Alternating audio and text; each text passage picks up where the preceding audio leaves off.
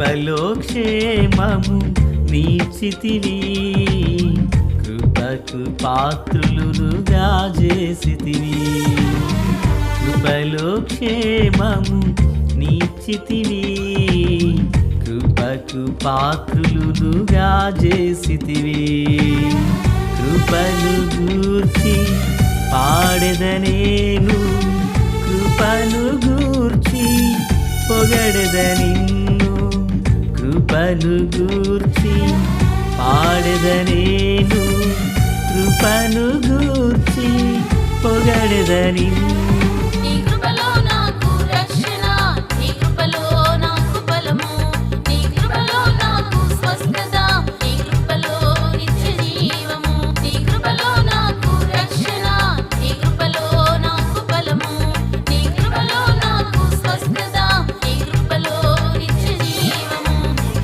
కృపలో క్షేమము నీచితివి, కృపకు పాత్రులుగా చేసితివి. ప్రభు అయినటువంటి యేసుక్రీస్తు వారి పరిశుద్ధమైన నామములో తండ్రి అయిన దేవాది దేవునికి నిత్యము స్తుతియు స్తోత్రములు, మహిమయు ఘనతయు ప్రభావములు యుగయుగములు ప్రభువునకే చెల్లునుగాక. ప్రియులరా, బాగున్నారు కదా? దేవుని మహాకృపను బట్టి మరో పర్యాయం మనం ఇలాగున కలిసి దేవుని దైవవాక్యమును ధ్యానం చేటుగాను మహాదేవుడు మనకు అనుగ్రహించిన ఈ మంచి తరుణాన్ని బట్టి మనం ప్రభుని ఎంతగానో స్తుతించి బద్దులమునై ఉన్నాం. దయగలిగిన ఆయన ఆత్మచేత సమభూమి గల దేశమున ప్రభువు మనలను నడిపించునుగాక. ప్రియులరా, బాగున్నారు కదా? ఈరోజు వాక్య ధ్యానము కొరకైన భాగము మరి సంఖ్యాకాండము 7వ అధ్యాయము నుంచి ప్రియులారా 18 వచనము మొదలుకొని 90 వరకు ఉన్న వచనాలు, చాలా సుదీర్ఘమైనటువంటి భాగమును మనము ఈ భాగంలోంచి ఒక మాటను ధ్యానం చేయబోతున్నాం. విషయం ఏంటంటే 90వ వచనాన్ని నేను చదువుచూ ఉన్నాను. మోషే యెహోవాతో మాటలాడుటకు ప్రత్యక్షపు గుడారములోనికి వెళ్ళినప్పుడు సాక్ష్యపు మందసము మీదనున్న కరుణాపీఠము నుండి, అనగా 2 కెరూబుల నడుమ నుండి తనతో మాటలాడిన యెహోవా స్వరము అతడు వినెను. అతడు ఆయనతో మాట్లాడాను. ప్రార్థన. తండ్రి దేవా స్తోత్రాలు. చదవబడిన వాక్యం మీది వినుచున్న వారందరూ మీ దాసుడనైన నన్ను సంపూర్ణంగా మరుగు చేసి దైవస్వరమును వినిపింపచేయండి. మీరు ఆకడ కొరకు, రాజ్యం కొరకు సిద్ధం చేయండి. సియోనులో నుండి మీ కృపాహస్తము తోడై నడిపించునుగాక. మేలు చేత నింపమని యేసయ్య నామమును అడిగి వేడుకొని ప్రార్థించిన మనవులన్నీ పొందియున్నామని నమ్ముచున్నాము మా పరమ తండ్రి, ఆమేన్. ప్రియులారా, ఈ భాగాన మరి దేవుని మందిరాన్ని నిలవబెట్టిన తర్వాత 12 గోత్రములలో నుండి అనేక మంది శ్రేష్టమైన స్వేచ్ఛార్పణములను దేవుని ఆలయానికి వారు తీసుకురావడం జరిగింది.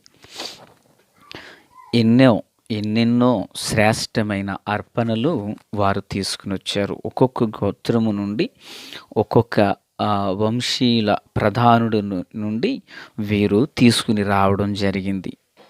ఇంచుమించుగా చాలా విస్తారమైనటువంటి అర్పణములు దేవుని గుడారానికి వారు తీసుకుని రావడం జరిగింది. ఇవి అన్నీ తీసుకుని వచ్చిన తర్వాత కనుకనే ఇన్ని వచనాలు ఈ భాగంలో ఉండడానికి గల కారణం. ఇవన్నీ అయిన తర్వాత మోషే దేవునితో మాట్లాడడానికి, దేవుడు మోషేతో మాట్లాడడానికి ఇక్కడ జరిగింది. అయితే కరుణాపీఠము నుండి, అనగా 2 కెరూబుల నడుము నుండి దేవుడు మోషేతో మాట్లాడడం జరుగుతుంది. అంటే కరుణాపీఠము కెరూబుల మధ్యలో నుండి ప్రభు మాట్లాడుచున్నారు. మన్నించండి ప్రియులారా, ఈ కెరూబుల మధ్యలో నుండి ప్రభు స్వరం వినపడుతుంది. బాగా వినాలి. స్వరం ఎక్కడి నుంచి వినపడుతుంది?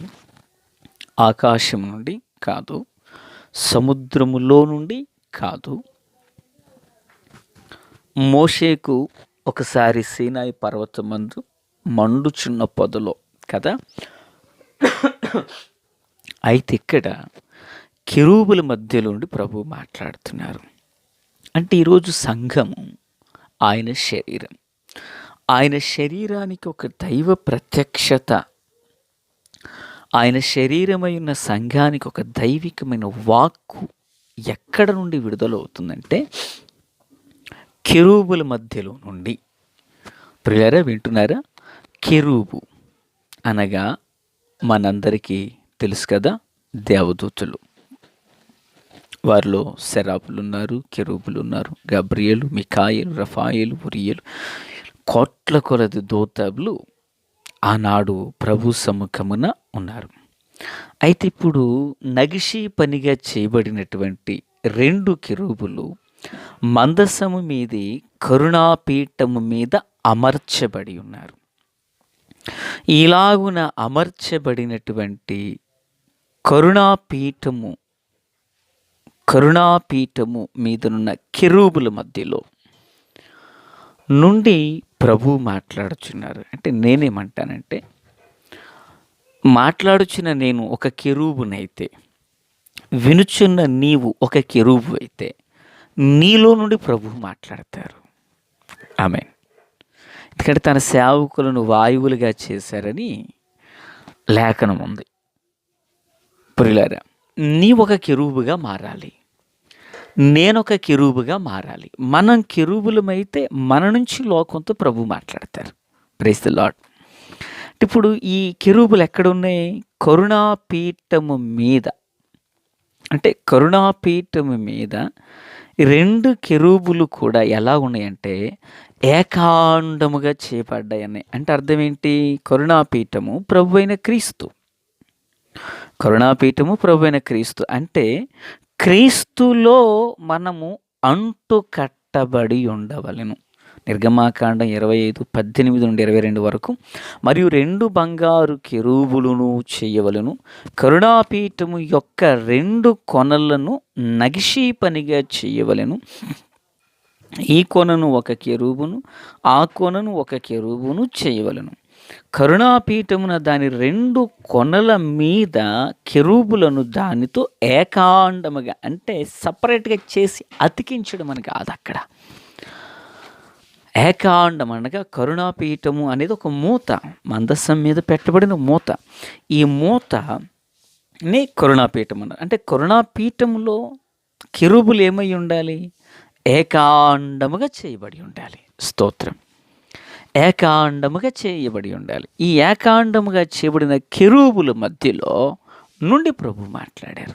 అంటే నేను ఒక కెరూబును అవ్వాలంటే నేను యేసులో అంటూ కట్టపడాలి. ఈ మాటలు వించిన దేవుని బిడ్డ, ఈ మాటలు వినుచున్న అన్న, అక్క, చెల్లాయి, నీవు ప్రభువులో ఉంటే, ప్రభువులో నువ్వు అంట కట్టబడితే నీలో నుండి ప్రభువు మాట్లాడతాడు. అంటే ప్రభువు ప్రత్యక్షపరచబడే కెరూబుగా మనం మారాలి. నీవే ఒక కెరూబు. ఆనాడు కెరూబులు రెక్కలు ధరించున్నారు. ఈనాడు నీవు ఆత్మీయతను కలిగి ఉన్నావు. ఒకటి ఏకాండముగా చేయబడ్డాయి. ఇకను 2వ మాట చెప్పాలంటే, ఈ కొనల మీద ఉండి రెక్కలు గలవై కరుణాపీఠమును తమ రెక్కలతో కప్పుచుండగా, రెక్కలతో కరుణాపీఠాన్ని కప్పినాయి. వింటున్నారా పిల్లరా? రెక్కలతో కరుణాపీఠాన్ని కప్పినాయి. మనం తేనె చుట్టూని ఈగలు పడుతుంటాయి. మనమేమనుకుంటామంటే అవి తేనె తాగుతున్నాయి అనుకుంటాం. నిజానికి అవన్నీ తేనె తాగేవి కాదు. ఆ తేనె కరిగి కారిపోకుండా రెక్కలతో గాలిని విసిరి దాన్ని కూల్ చేస్తున్నాయి అక్కడ. ఈ సంగతి అందరికీ తెలిసిందే. అంటే రెక్కలతో తమకుండినటువంటి తాము సేకరించిన దాన్ని, ఆ స్వాస్థ్యాన్ని కాపాడుతున్నాయి. నేను అంటాను, మనం కెరూబులమై మన ఘనమైన దేవుని నామానికి ఎక్కడ ఏ విధమైన అవహేళన జరగకూడనట్లుగా మన ద్వారా ప్రభువు నామం గణపరచబడినట్లుగా మనం అలాగునుండాలి. ఇక తర్వాత మాటను చూస్తే, ఆ కెరూబుల ముఖములు కరుణాపీఠము తట్టు నుండవలెను. నీవు ఆ కరుణాపీఠమును ఎత్తి ఆ మందసము మీద నుంచవలెను. అంటే ముఖములు ఎటుండాలంట? కరుణాపీఠం వైపే చూడాలి. అంటే ప్రభు వైపే చూడాలి. వింటున్నారా పిల్లరా? ప్రభు వైపే చూడాలి. అవును, ఎవరైతే ప్రభు వైపు చూచేవారిగా ఉంటారో వారు దేవుని సహాయాన్ని పొందుకుని వారు దేవుని కృపకు పాత్రులుగా మారతారు.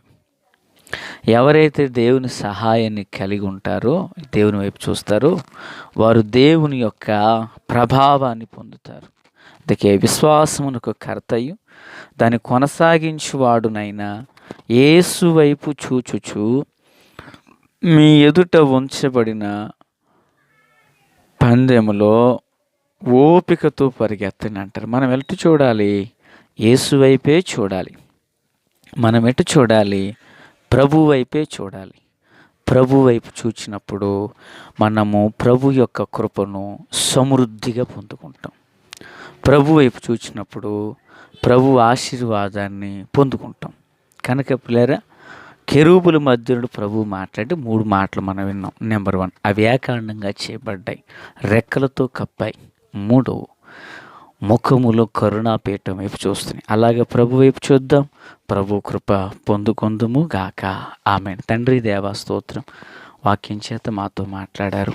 మీ దీవెన ఆశీర్వాదం రెట్టింపు చేసి మహిమగల రాకడ కొరకు, రాజ్యం కొరకు మమ్మల్ని అందరినీ సిద్ధం చేయండి. యేసు నామమున ఆమేన్. Praise the lord.